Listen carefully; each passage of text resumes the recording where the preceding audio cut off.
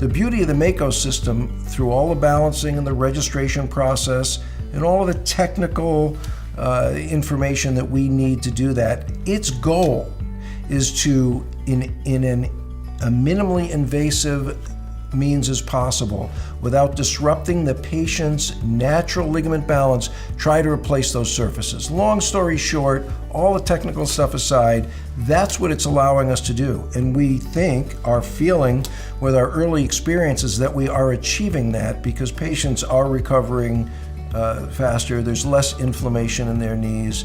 They're showing up happier people in the early visit. There's no question there's some discomfort after surgery and the patient does have to do their work and their physical therapy, but I'm seeing smiling faces a lot sooner than I did, and I can't put a number on it, but it's just an overall gestalt of what we're seeing, and folks are happier sooner, more returning to much more activity, much more readily.